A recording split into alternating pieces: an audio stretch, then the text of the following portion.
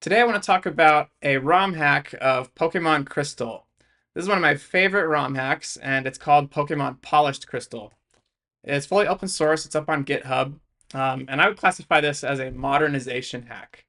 It has a ton of quality of life improvements, and it also backports new features from the future generations of the Pokemon games, so updated battle mechanics, types, things like physical special split, a bunch of stuff that I really enjoy. And it also adds a lot of graphical improvements. So it enhances a lot of the overworld sprites. It adds a few new areas.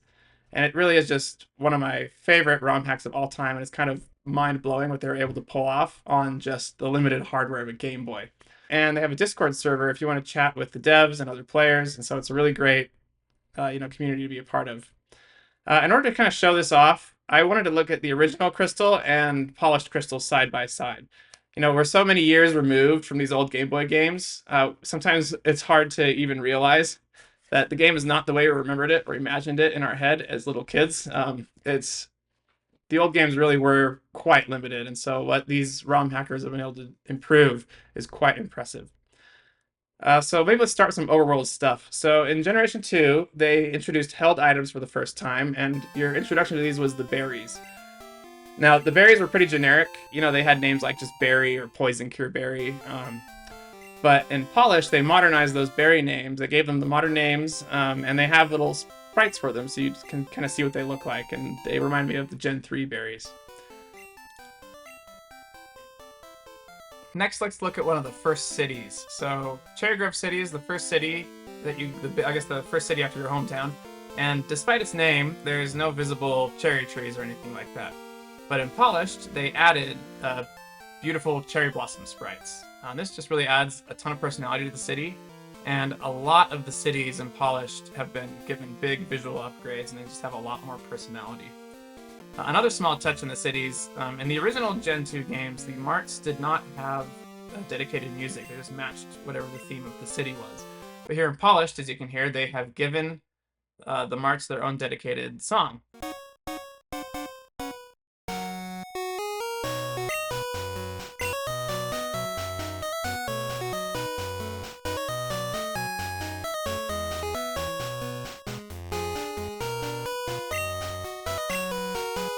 The Pokemon box is another big feature that got a huge overhaul in this game. In the original, it's just really simple, limited text-based interface. You had to save the game to switch boxes, and if you were out in the overworld and you caught a Pokemon and your box was full, you just couldn't catch it at all. So it was really limited. But they have a new box system here in Polished that is a lot like Gen 3.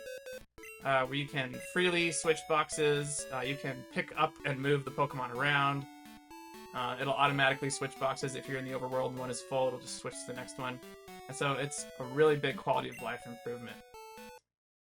Maybe let's check out the Pokemon Center. So they all have this interesting feature where there's like a bookshelf in the corner, and if you interact with it, they have these Pokemon journals where they give you some lore about the world and the characters.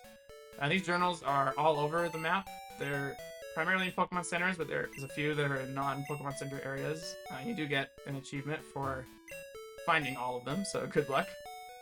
But that's kind of just a fun, just world-building feature. Let's get into some of the battle mechanics in Polished Crystal.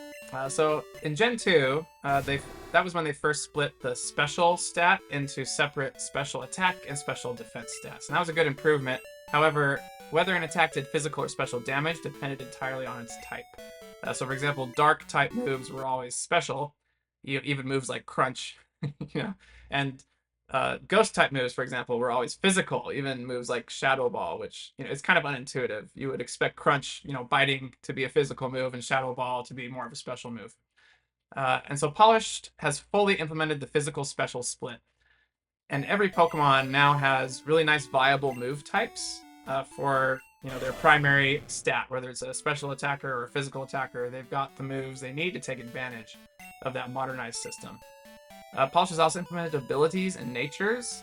The abilities, I think, really add a lot of depth. And as you enter a battle, when an ability activates, it will say that an ability is activated, which is pretty nice. Gen 2 is pretty notorious for its bad level curve, where the Pokemon kind of stay low level even into the end game, and it becomes really hard to train up your team.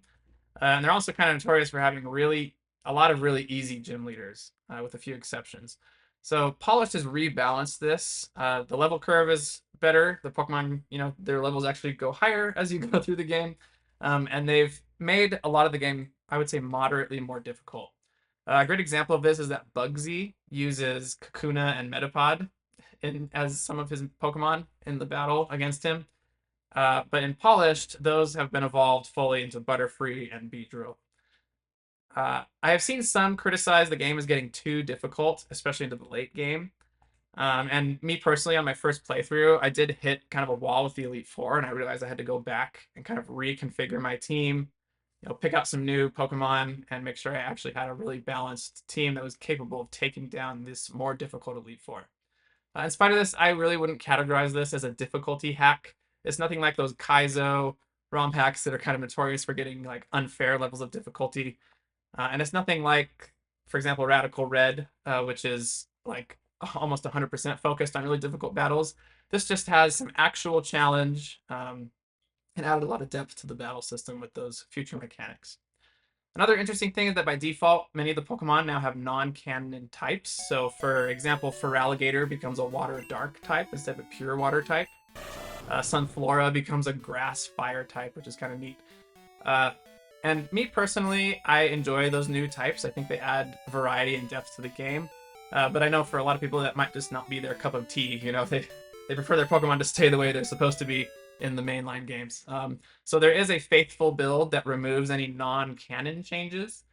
But the faithful build still retains all of the quality of life improvements and the upgraded mechanics. So there's not really any way to opt out of physical special split, but you can opt out of non-canonical Pokemon types like a Water Dark Feraligatr. Weather effects were first introduced in Gen 2, so in battles you could have Sunny Day to increase the power of fire-type moves, and you could have rain, and you could have sandstorms, but they would never reflect in the overworld. They would just show up in battle temporarily. Polished adds overworld weather in addition, which is something we wouldn't normally see until Gen 3. So here, if you check out Azalea Town in the rain, you can see there's rain falling down. It's visible in the overworld. If you were to start a battle, the battle would have rain. And here they even added puddles, which you can walk through, which is a really cool effect that was not in the original. If you check out here, the red Gyarados battle scene, the original, they did have a Gyarados sprite, but it was, a lot smaller. They have a much larger Gyarados sprite here, and you can see all the raindrops in the Lake of Rage, and I think it really adds a lot of atmosphere to this, major encounter. Polish has added a couple of new areas. Like, here's a new area with sandstorm overworld weather. Not all of these areas are required for the story, so like this sandstorm area you can pretty much skip if you're not watching too carefully.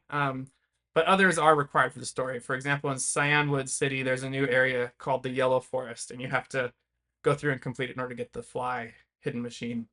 I personally enjoy the new areas. One of my favorite aspects of Pokemon is going into a new area and kind of being surprised and exploring, what Pokemon are available. So I quite enjoy these new areas. At this point, if I've convinced you, you should definitely go check out the game. I may have spoiled a few things too much already, but there's still a lot more to discover. So if you want to keep on being surprised, then I would say stop watching and go play Pokemon Polished Crystal. It's so great.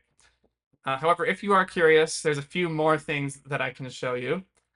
So for example, let's take a look at Goldenrod City. This city has been upgraded. Check out this animation when you enter the radio tower.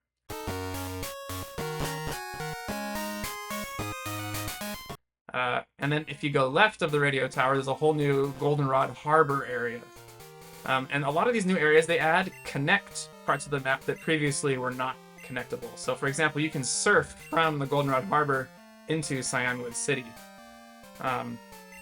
Let's check out the last final new area I want to demo. So it's a mountaintop area and it actually has snow. So there's a snow weather effect. I'm pretty sure it's only here. But it's west of Ecruteak and north of Olivine, and there's this really awesome feature at the top where you can look down at the city from the top of the mountain. And this to me was just super impressive. So I would love to know what you think of this type of ROM hack. Have you heard of this before? Are there any other ROM hacks you think I should check out? And until next time.